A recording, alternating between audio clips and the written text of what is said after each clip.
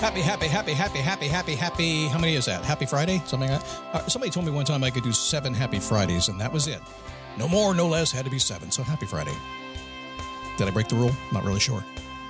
Do you have a personal constitution? In other words, do you have a document that tells you what to do? You follow that? It's not a bad thing. We'll talk about that a little bit today, because when you know what you know and you've written it down and you follow that path, you tend to do okay.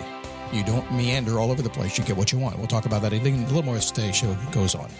It is a daily boost from motivationtomove.com, the positive boost you need every single day. Life is going to get in the way. Here it comes. I have my perfect day planned. And then what happened? When I was dating my wife years ago, before she was my wife, when I was just in the persuasion mode, trying to get her to be my wife, we'd go out. Get all dressed up and go out to the nightclub and dance and stuff like that. The old folks nightclub. Well, the 40-ish people in nightclub.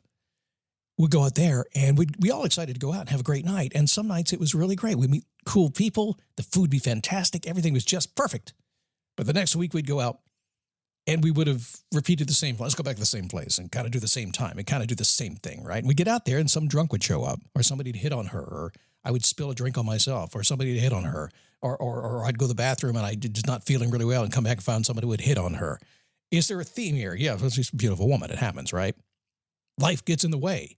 It's like, jelly. Yeah, I get all jelly, right? That's what the thing on the radio says. It's like jealous. Yes, I used to get jealous. I don't anymore.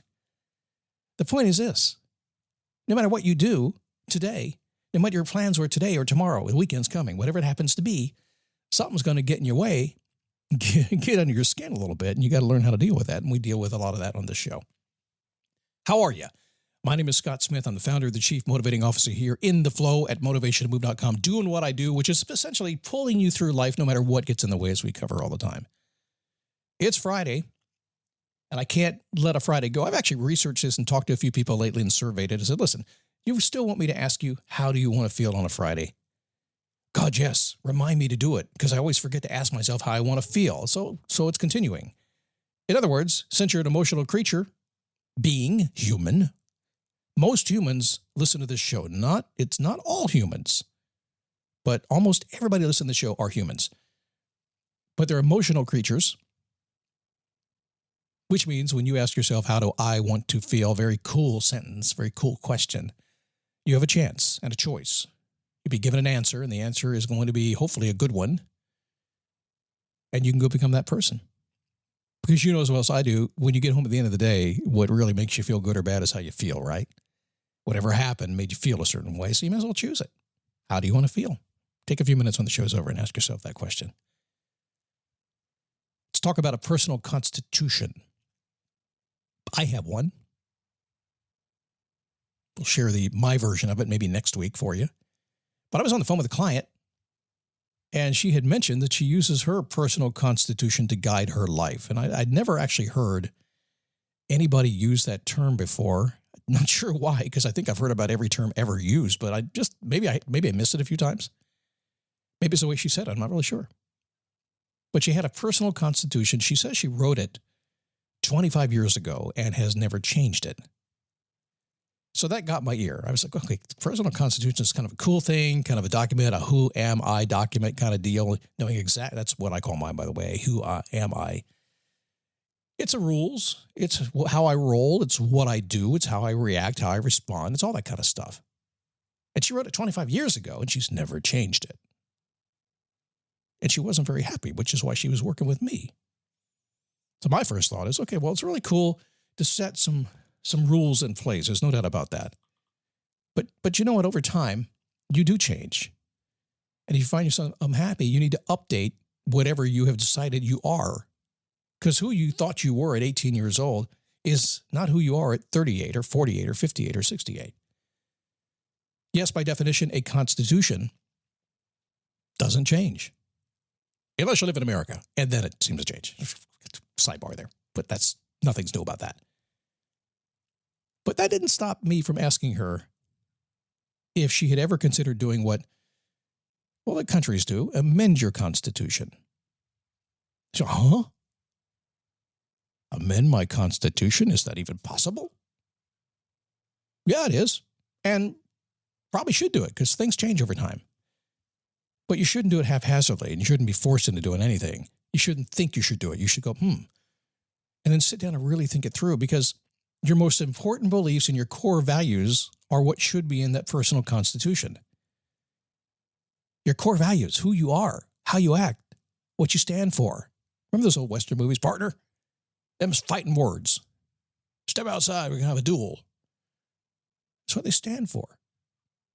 A lot of people lost their lives by fighting for what they stand for, and that's how strong this is.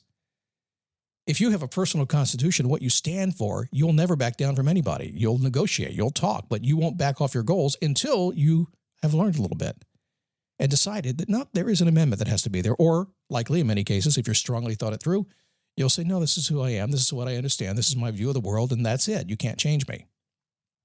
But you won't know that unless you write it down.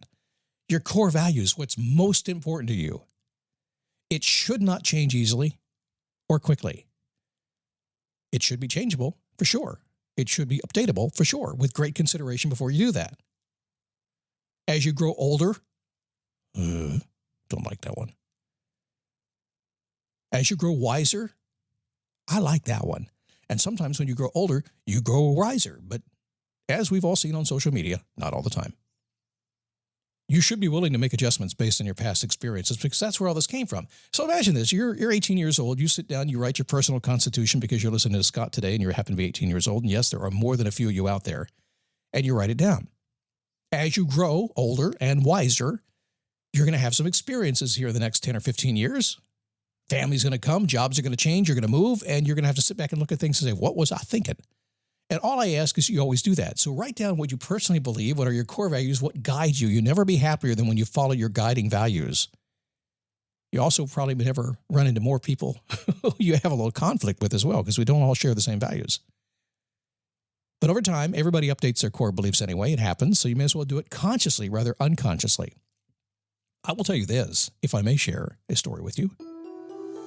As I just mentioned, when you have a strong set of values, you'll bump into people because not everybody shares the same values, and you will bump into them, have a little conflict that nobody likes as you work out where you stand together. That's okay. You'll part with some people because you don't share the same values and beliefs. But if you're really living your life well, you will be attracted to people who are just like you. They will be attracted to you. You guys will roll together as friends and colleagues. A lot of people do it in church. Some people just do it as friends. It doesn't matter. You will hang out with people who have the same belief system that you do. That's just how life is. But always be open to everything. It helps you grow and amend things. All right, let's get out of here. I don't know what's coming up on Monday, but it is a holiday weekend here in America.